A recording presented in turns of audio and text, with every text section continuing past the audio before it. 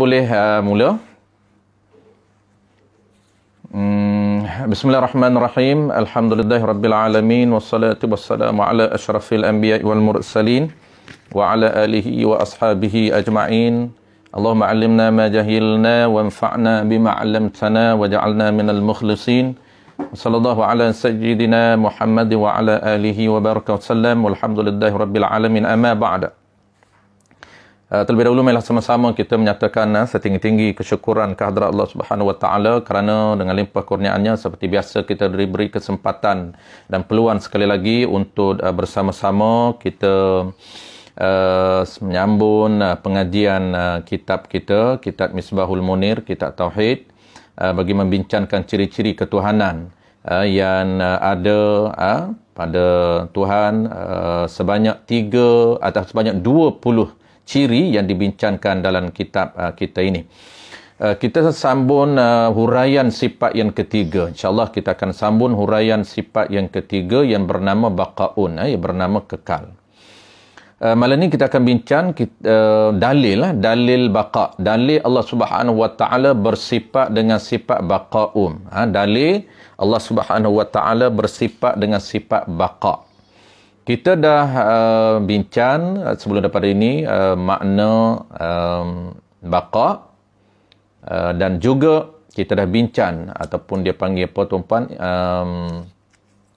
setiap ciri itu, setiap sifat itu dia ada asasnya ataupun ringkasnya dia ada 3 pegangan, 3 i'tiqad, 3 pegangan. Adapun yang menjadi khilaf para ulama ada 4. Jadi asas dalam kitab kita ni dia sebut 3 pegangan yang kita mesti pegang dalam hati kita setiap ciri. Ciri yang ada pada Allah Subhanahu wa taala. Yang pertamanya ialah setiap ciri sama je konsep dia, iaitu 3 pegangan asas, 3 i'tiqad asas yang kita perlu tahu, yang kita perlu faham dan kita perlu pegang dalam hati kita.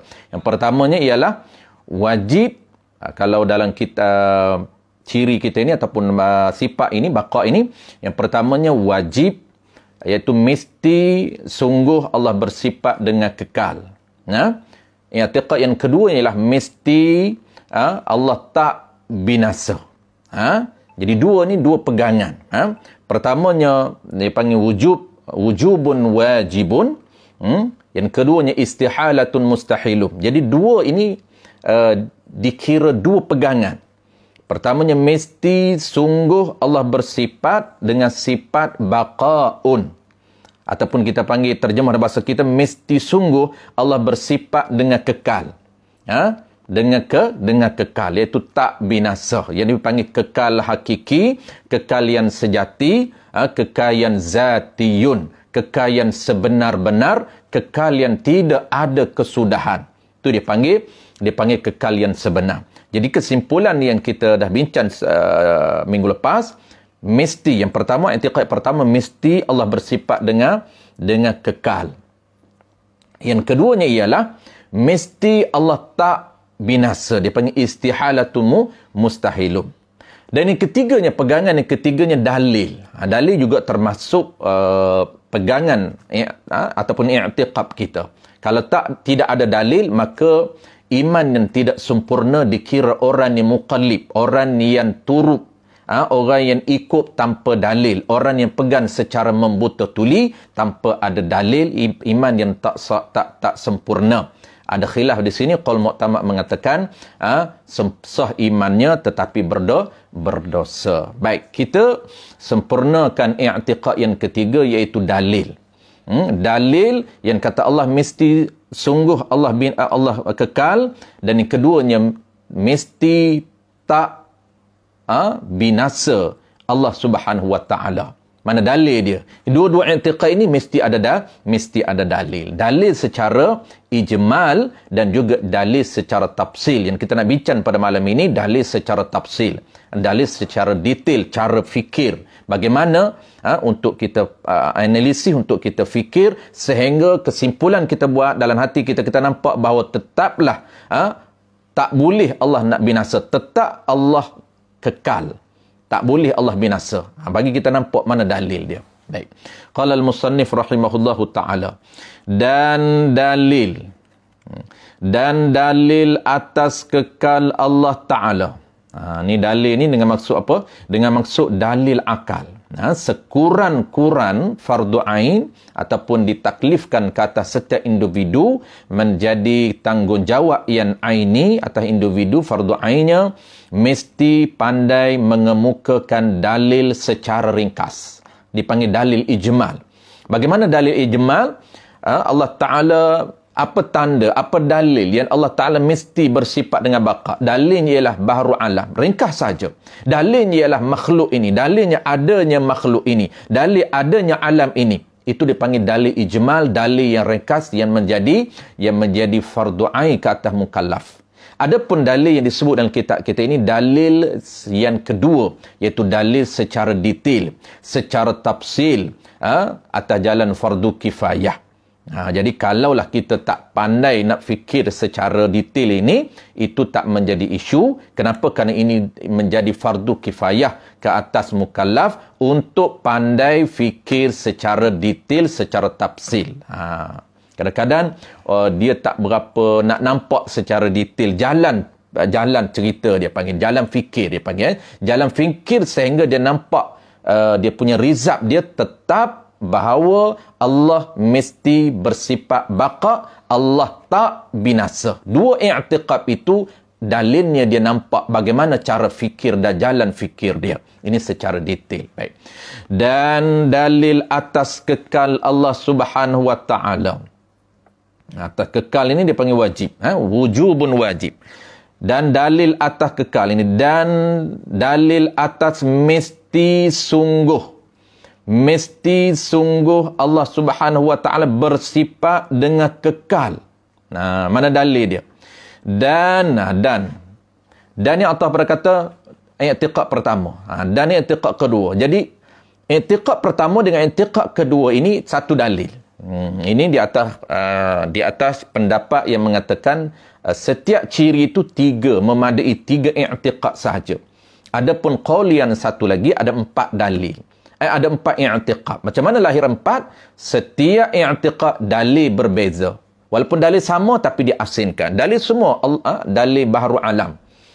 Mana yang kata dalil Allah mesti bersifat baqa? Bahru alam. Mana dalil yang Allah mesti bersifat tak binasa? Bahru alam. Jadi empat. Adapun dalam kitab kita ini dia tiga. Kedua-dua ni dalilnya satu. Dan tak binasa itu. Jadi tak itu dipanggil hukum, dipanggil istihalah. Dipanggil hukum kepada sifat mustahil. Tak binasa. Ni kita ulang selalu tuan supaya kita dah biasa dengan istilah-istilah apa nama ni, tauhid. Jadi tak binasa itu dipanggil hukum, dipanggil istihalah. Ini hukum akal, ataupun hukum kepada sifat mustahil. Adapun binasa itu akal tak boleh terima sama sekali. Binasa tu bukan hukum. Binasa itu mustahil. Benda yang akal hukum, benda yang akal tak boleh terima. Tu. Jadi binasa itu, binasanya Allah Ta'ala, dia panggil akal tak boleh terima sama sekali. Maka apabila akal tak boleh terima, maka akal hukumkan apa? Tak binasa. Jadi tak itu akal hukumkan. Apabila akal hukumkan tak, maka itulah dipanggil istihalatun mustahil. Jadi tak binasa itu pegangan. Jadi mesti sungguh Allah kekal, tidak ada penhujung, dan mesti sungguh tak binasa. Jadi tak binasa itu juga pegangan. Bukan binasa, bukan mustahil yang kita pegang, bukan mustahil yang kita i'tiqad, tetapi kita i'tiqad adalah hukum kepada mustahil. Jadi tak itu hukum. Dan tak binasa. Dua-dua dia nak cerita. Jadi tak binasa ni tuan-tuan, kalau kita belajar detailnya, dia panggil tak binasa inilah dipanggil juga wajib bagi Allah Ta'ala. Tak binasa ni wajib bagi Allah Ta'ala. Sungguh, mesti sungguh kekal. Tu wajib bagi Allah Ta'ala. Mesti tak binasa Allah Ta'ala. Juga dipanggil wajib bagi Allah Ta'ala. Adapun binasa itu mustahil bagi Allah Ta'ala.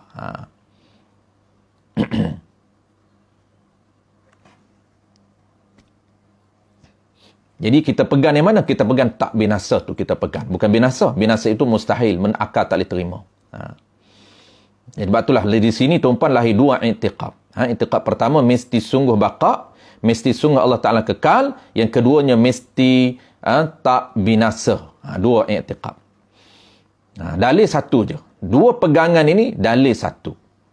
Jadi konsep dua pegangan ni tuan-puan, kalau orang tanya, konsep kita biasanya orang akan intirab. Orang yang tidak jarang mengikut orang panggil sistem ataupun modul yang diasaskan oleh tokoh kita ataupun dipanggil Abu Hasan Asy'ari ni, dia akan argue. Dia akan kata kenapa perlu lagi kata tak binasa? Tak cukup ke baqa'? Tak cukup ke Allah Ta'ala kekal, tidak ada penghujung? Kenapa nak kata tak binasa lagi? Kenapa nak i'tiqad lagi tak binasa? Ini konsep ini bukan konsep rekaan Abu Hasan Asy'ari, tidak.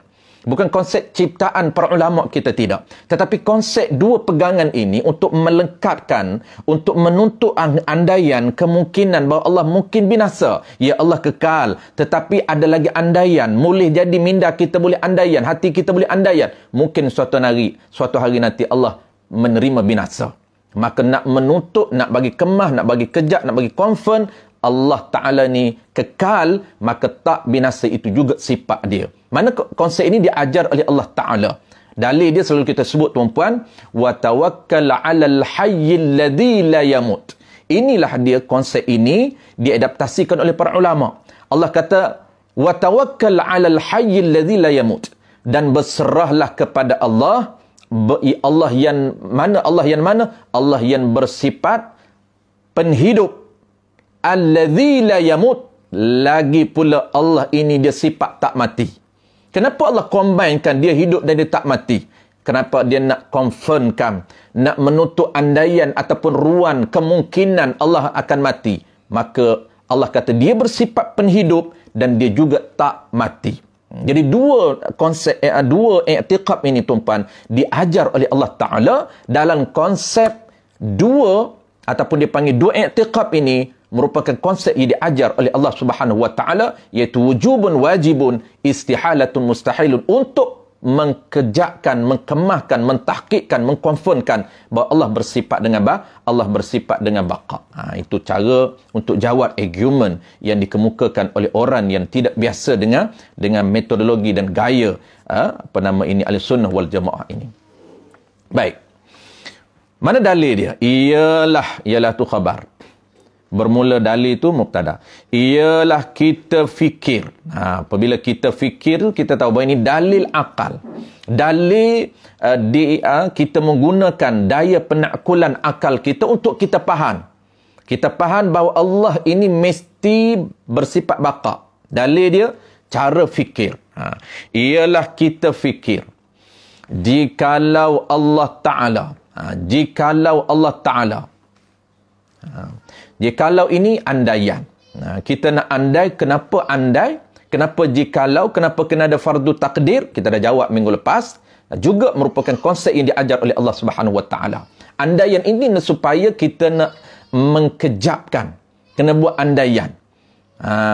Juga ada orang view, juga ada pihak-pihak yang mendakwa bahawa tidak perlu kepada andaian Allah begini-begini. Ini juga konsep ini diambil. Konsep Al-Iman Abu Hasan Asy'ari ini dia bukan buat sekadar idea dia, tetapi ada sumber ambilan yang mantap, yang jelas. Itu diambil daripada konsep Al-Quranul Karim. Kita dah jelas minggu lepas. Allah guna dalam Quran andai. Lau kana fihima, kan, alihatun. Baik, jikalau Allah Ta'ala tidak kekal, ini kita fikir, maka tentulah ia binasa. Jikalaulah Allah Ta'ala ini tidak kekal, kalaulah dia tak kekal, maksud tak kekal ni tuan, ada penghujung. Kalau tak kekal, maksud dia apa? Ada penghujung, ada kesudahan. Maka tentulah ia. Tu jawab. Kalau Allah Ta'ala tak kekal, apa jawab dia? Maka tentulah ia Allah binasa. Itu jawab dia. Kalau Allah tak kekal, dia akan jadi rizak dia, Allah Ta'ala ini binasa. Maksud apa binasa? Allah Ta'ala ini ada penghujung. Itu maksud binasa. Apabila Allah tak baqa, tak bersifat dengan kekal, auto. Dia lahirnya rizak dia, dia akan binasa. Dia akan ada penghujung. Apabila Allah Ta'ala ni binasa, dan jika ia Allah binasa, ni cara fikir, jalan fikir. Cara, kalau matematik dia panggil cara pengiraan. 2 campur 2 campur 2 campur 2, 6. Kita ni terus nampak 6. Itu panggil jawapan yang ringkas. Tetapi tafsil, dalil tafsil, dalil yang dia nampak jalan kira. Kenapa dapat 6? Kalau dia tak nampak jalan kira, dia nampak jawapan terus, itu dipanggil dalil ringkas, memadai untuk fardu ain. Tetapi untuk fardu kifayah, untuk detailnya, kena nampak jalan kira, kena nampak jalan penyelesaian, kenapa boleh keluarnya baharu alam. Cara fikir macam mana? Ini cara fikir. Kalau Allah Ta'ala itu tak kekal, maka tentu binasa. Tentu Allah Ta'ala binasa. Tentu Allah Ta'ala ada kesudahan kalau dia tak kekal. Dan jika ia binasa, jika Allah Ta'ala binasa, kalau Allah Ta'ala ada kesudahan, tentulah ia Allah baru. Apabila Allah Ta'ala ada kesudahan, maka orang panggil apa? Status dia. Maka orang panggil dia baru. Kalaulah Allah Ta'ala binasa, tentu ia baru. Apa baru ni tuan-puan? Kita dah belajar minggu lepas dan kita akan ulang balik istilah baru ni dalam tajuk minggu depan, iaitu tajuk keempat. Tajuk keempat tu kita akan bagi istilah-istilah merujuk kepada alam, merujuk kepada makhluk. Baru ni dipanggil hadisun ataupun hawadith pluralnya. Merujuk pada apa? Merujuk kepada nisbah kepada ada mula. Kalau kita nak nisbah kepada ada mula, kita panggil baharu. Belum ni tidak ada, kemudian ada. Sebelum itu dia tidak ada status dia. Kemudian dia ada. Maka nisbah ada mula kita panggil baharu. Kalau makhluk, nisbah apa dia? Nisbah dia itu dijadikan. Itu makhluk. Makhluk ni nisbah dia dijadikan. Ada khaliq, ada orang yang menjadikan dia. Maka nisbah dijadikan oleh Allah Ta'ala, kita panggil makhluk. Jadi perbezaan ibarat ini, dia perbezaan dari sudut nisbah. Dia hakikat dia makna sama. Makhluk dengan baharu, di antara makhlukum dan hadithun sama. Tetapi beza dia nisbah. Jadi kita kena tahu nisbah itu perbezaan. Kenapa panggil makhluk? Kenapa panggil hadis? Kenapa panggil mungkin? Kenapa panggil jirim? Kenapa panggil jauhar firid? Kita akan belajar minggu depan istilah-istilah tersebut. Merujuk kepada makhluk. Semuanya merujuk kepada makhluk. Jadi kalaulah dia itu binasa, kalau Allah Ta'ala itu binasa, tentu dia baru. Kenapa? Kerana binasa ini apa dia? Binasa ini tiap-tiap ada penghujung. Tiap-tiap ada mula dan tiap-tiap ada penghujung. Itu dia panggil sifat dia binasa. Apabila dia binasa, tentu dia baru. Ni. Kenapa? Kerana kalau binasa bermakna, kita tahu dah, kalau binasa bermakna ada kesudahan. Tu cara fikir mudah-mudah tuan-puan. Cara fikir mudah saja ni. Kalaulah dia binasa, bermakna ada kesudahan. Tiap-tiap yang ada kesudahan ini, dia ada mudah je, dua je betul. Pro and con. Tiap-tiap yang ada kesudahan akan ada permulaan. Kalau benda yang ada kesudahan, tetap dia ada permulaan. Kalau ada permulaan, tetap dia ada kesudahan. Benda yang ada permulaan, ada kesudahan, dia akan statusnya binasa. Yang kita panggil baru.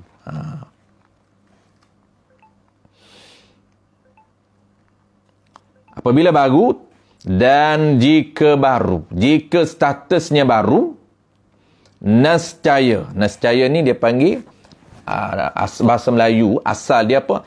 Asal nascaya ni, apa kamu nak hukum? Ni rizak lah, dalam bahasa moden kita panggil rizak, keputusan.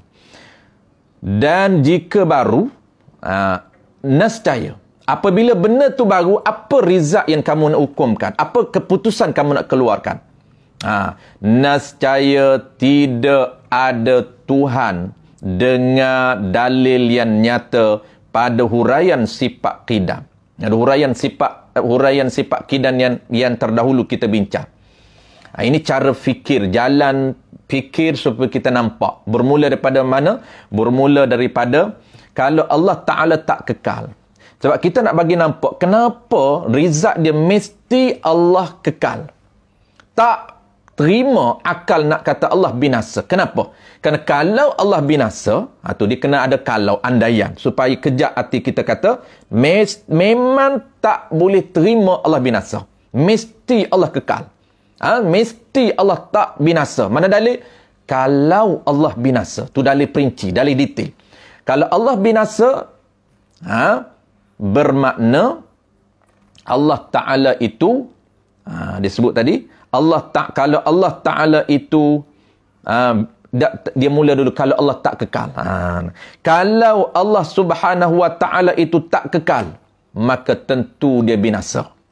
Kalau Allah tak kekal, kenapa kita nak kata Allah kekal? Kalaulah Allah tak kekal, tentu Allah binasa. Kalau Allah Ta'ala tu binasa, kalau Allah tu binasa, terima kesudahan. Binasa ni maknanya ada kesudahan, ada penghujung, bermakna Allah tu baru. Kenapa? Kerana baru ini tuan-puan, status baru ini, tiap-tiap yang ada permulaan dan ada kesudahan. Itu baru. Apabila Allah Ta'ala baru, apa rizak dia? Status baru. Kalau Allah baru, bermakna tidak, nescaya tu rizak dia. Nescaya tidak ada Tuhan. Kalaulah Allah baru, maka nescaya Tuhan tidak ada.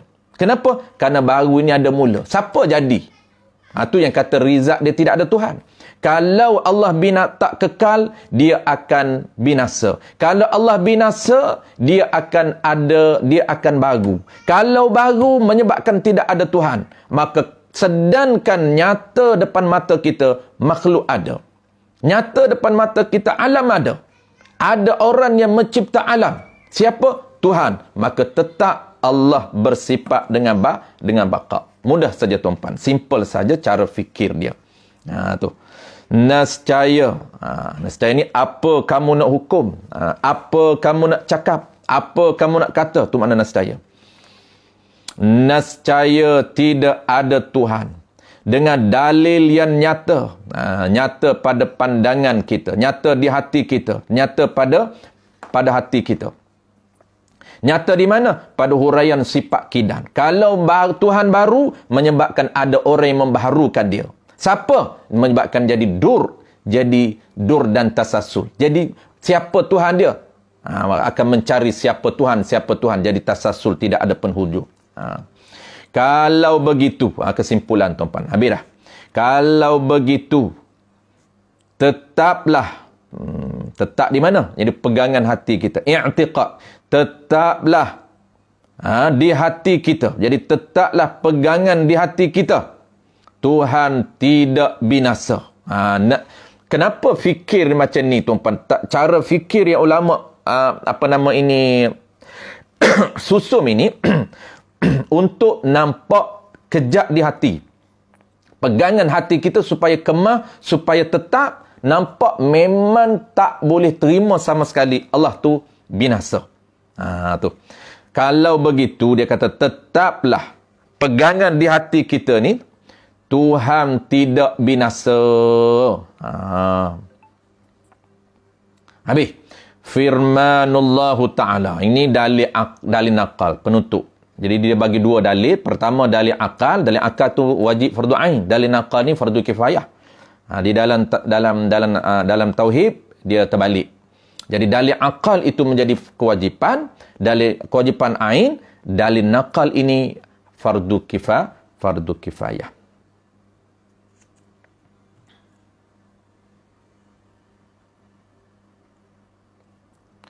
Baik, mana dalil nakal? Sebab itulah kalau orang tanya, kita tak tahu. Orang tak haram. Sah iman. Tak tahu dalil nakal, tapi dalil akal tahu. Tapi kalau orang tanya kita, dalil akal kita tak tahu, itu muqallib, itu haram. Berdosa besar. Sehingga kena cari bagi nampak kenapa Allah bersifat dengan baqa. Tetapi kalau orang tanya kita muduk pegang Allah baqa ini, Allah mesti baqa, Allah mesti tak binasa. Ni mana dalil dia? Cuba bagi Quran, dalil hadis mana? Dia kata, aku tak tahu dalil hadis Quran, bukan pandai baca Quran pun, bukan ingat aku nak apa pun. Bagi Quran dah tak ingat, cuba tengok dalam surah apa. Tak tahu. Adakah sah iman kita? Jawab dia, sah iman kita. Kenapa? Kerana dalil fardu ain yang menjadi kewajipan asas kepada kita, iaitu dalil akal. Mesti kita boleh faham, nampak, baharu alam ini, ataupun alam ini menjadi dalil bahawa adanya Allah Ta'ala yang mencipta alam ini. Sudah cukup sah iman kita. Detailnya kita tak pandai. Orang tekan lagi. Dia kata macam mana mau nampak bahawa dalil ni, bahawa alam sebagai dalil. Allah Ta'ala bersifat dengan baqa. Kita kata nak lebih-lebih aku tak reti. Itu sah. Kenapa lebih-lebih itu cara nak bagi nampak dalil Allah Ta'ala bersifat dengan baqa secara tafsil yang kita belajar tadi. Itu fardu kifai. Dan firmanullahu ta'ala, dalil yang nakal, dalil yang dinakalkan daripada dia ni pindah daripada Quran. Di dalam surah Al-Qasas ayat 88 yang mengisyaratkan Allah Ta'ala bersifat dengan baqa. Yang mengisyarat. Mana apa isyarat ni tuan? Isyarat ni yang menunjukkan secara indirect. Itu makna isyarat. Yang menunjukkan secara tak langsung, bukan secara soreh.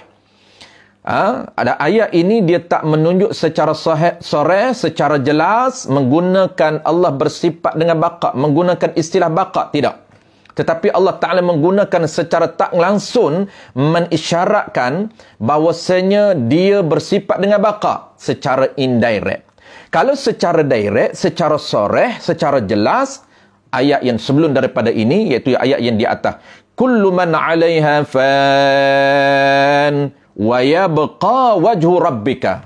Wa yabqa, Allah bersifat dengan kekal. Wa yabqa wajhu rabbika, dan kekalah zat Tuhan kamu. Itu dipanggil dalil yang sarih, dalil yang jelas, menunjukkan Allah bersifat dengan baqa. Tetapi di bawah ini dalil yang tak jelas, tak indirect, tak direct terus. Mana dia? Wala tad'u ma'allahi ilahan akhar la ilaha illahu kullu syai'in kullu syai'in halikun illa wajhah lahul hukmu wa ilaihi turja'un. Kullu syai' halikun. Ini dalil yang indirect. Allah tak guna wa yabqa. Tapi secara direct, secara indirect, secara tak langsung, Allah mengisyaratkan bahawa Allah bersifat dan bercirikan baqa'un, iaitu kekal. Mana dia? Artinya, dan janganlah berdoa engkau. Wala tad'u ma'allah. Ulama dia terjemah di sini menggunakan doa. Dalam setengah riwayat ataupun setengah penterjemah dia menggunakan sembah. Boleh guna dua-dua.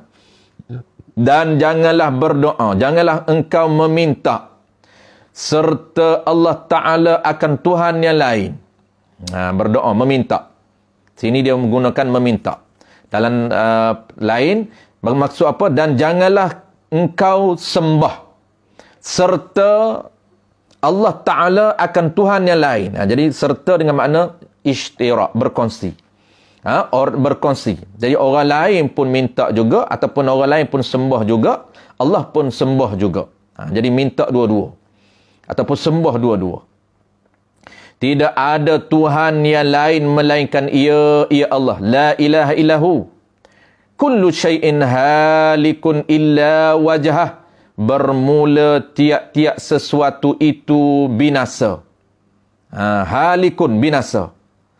Melainkan yang tak binasanya ialah zat Allah Ta'ala. Dia tak cerita kekal, tapi dia cerita binasa.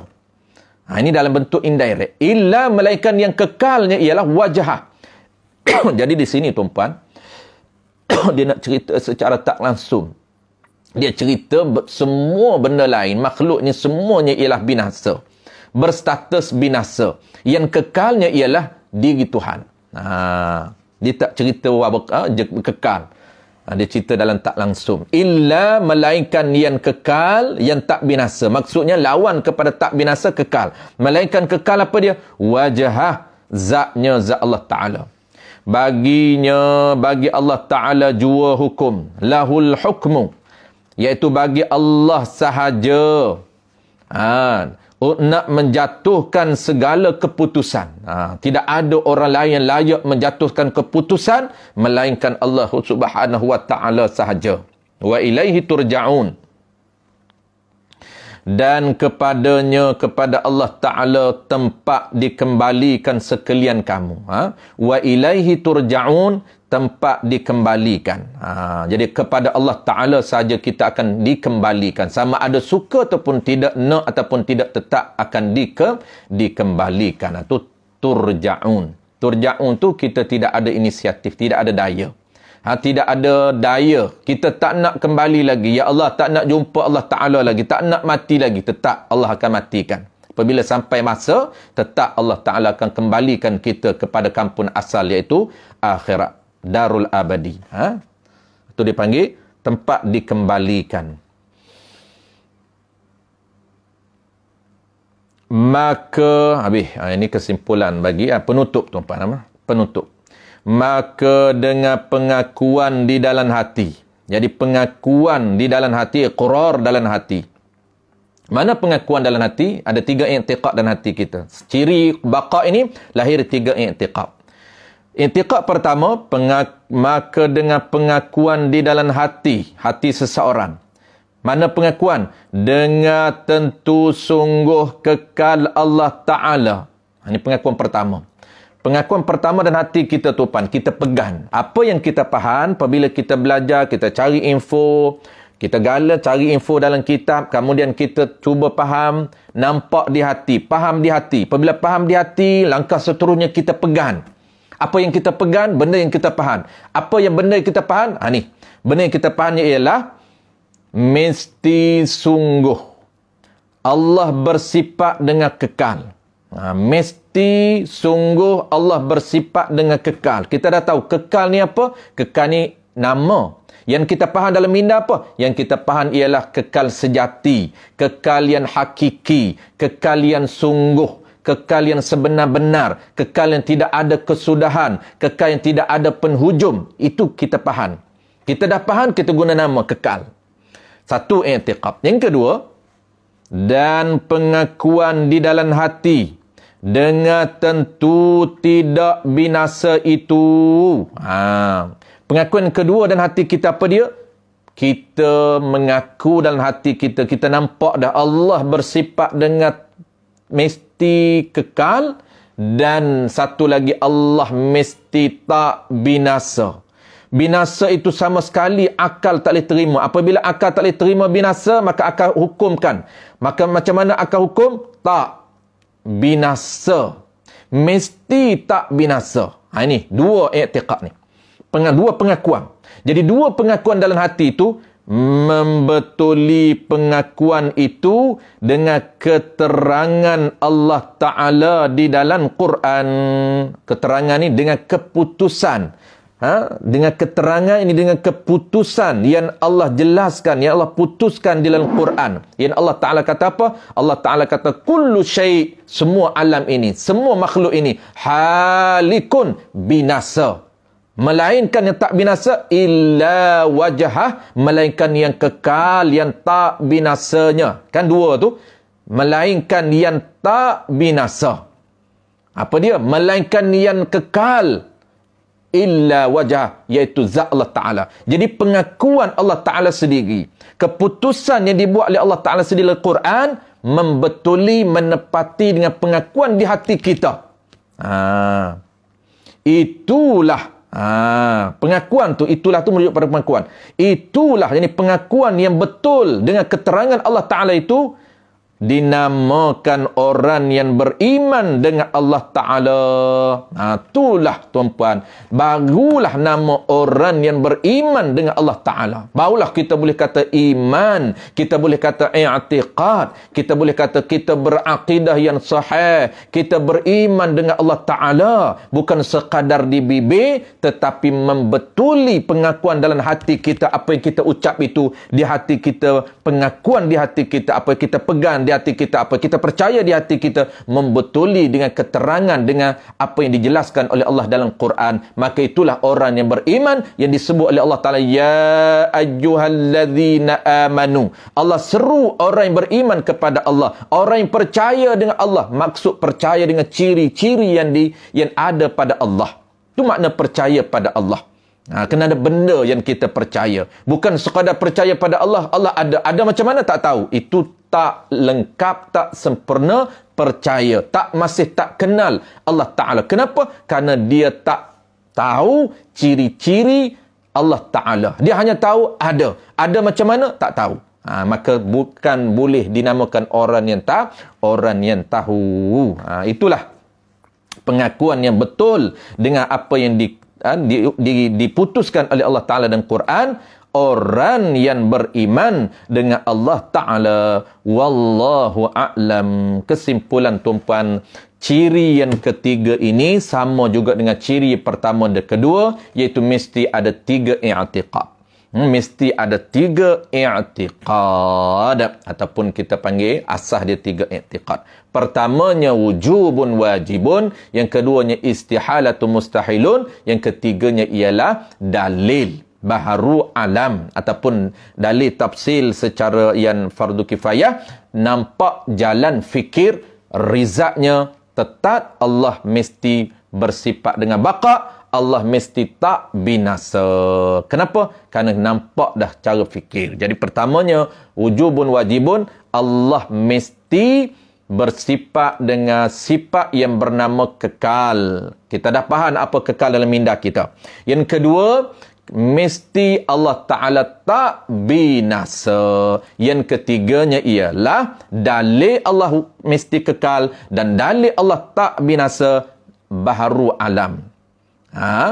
Cara fikir dia, kalau Allah binasa, maknanya Allah ini kalau Allah binasa, kalau Allah tak kekal, maknanya Allah binasa. Kalau Allah binasa, bermakna Allah baru. Kalau Allah baru, membawa tidak ada Allah Ta'ala. Itu saja cara mudah. Wallahu a'lam. InsyaAllah tuan-puan, kita akan sambung tajuk baru bulan depan atau minggu depan, iaitu sifat yang keempat. Antara sifat yang menjadi panggil tuan-puan, menjadi perbahasan di kalangan para ulama agak detail berbanding dengan sifat lain. Sifat salbiyah. Dia ada 5 sifat salbiyah. Sifat yang kita faham dengan makna tak. Ciri-ciri yang panggil apa? Yang ternafi pada Tuhan. Dengan makna tak. Tidak ada mula, tak ada mula. Dengan makna yang huraian yang ketiga, baqa, tak tak ada penghujung. Dan akan datang pula tak sama dengan yang baharu, tak berbilan, tak berhajat kepada qiyamu ta'ala binafsih, tak berhajat kepada sesuatu yang lain. Semua kita faham dengan tak, dengan ternafi pada Allah Ta'ala. Jadi sifat salbiyah ini tuan-puan ada 5. Antara 5 itu satu yang agak detail dibahaskan oleh para ulama ialah sifat wahdaniyah, iaitu tak berbilan Allah Ta'ala, sehingga dibincangkan sehingga 3. Tak berbilan dari sudut diri Allah, tak berbilan dari sudut sifat Allah, tak berbilan dari sudut perbuatan Allah. Agak penting tajuk ini tuan-puan untuk kita pegang dan kita nampak dan kita beramal.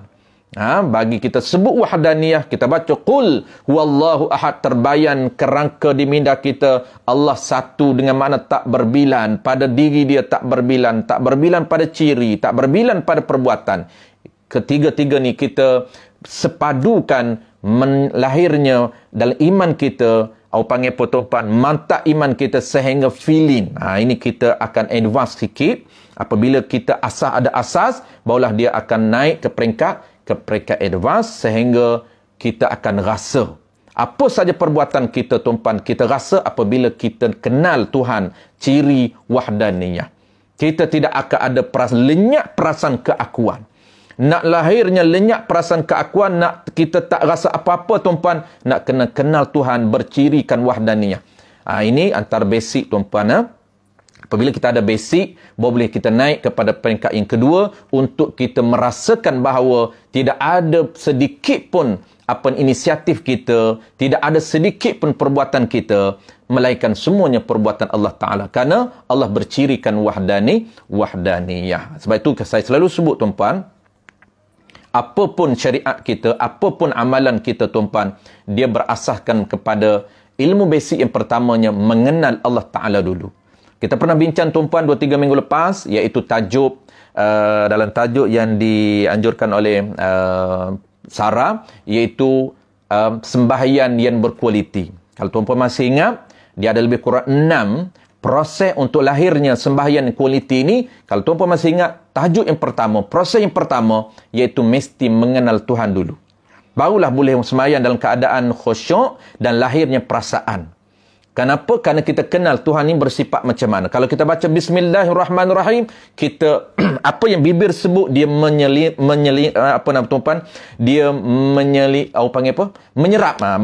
dalam hati. Apabila menyerap dalam hati, dia perkataan itu dia kenik terus dalam hati dan dia lahir perasaan. Zauq itu, nak lahir perasaan, tuan, dia kena tahu. Dengar nama Allah. Allah yang bersifat dengan pemurah lagi penyayang.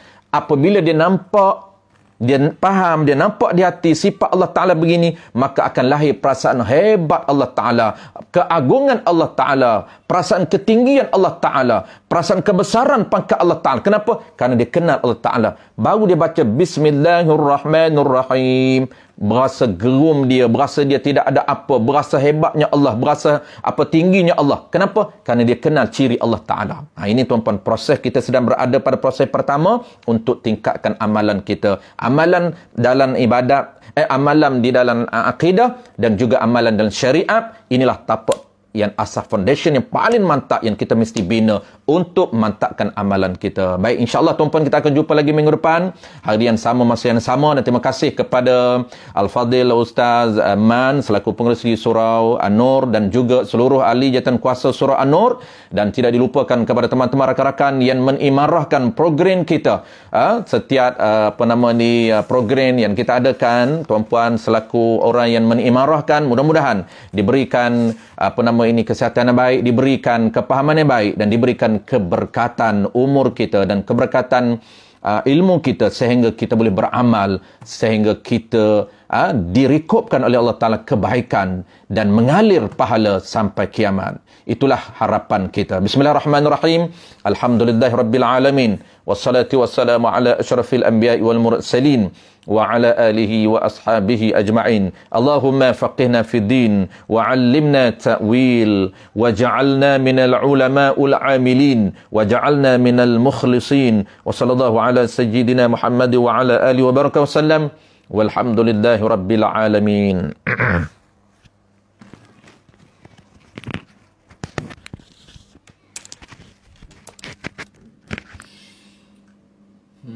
Baik, insyaAllah kita jumpa lagi. Terima kasih kepada yang semua.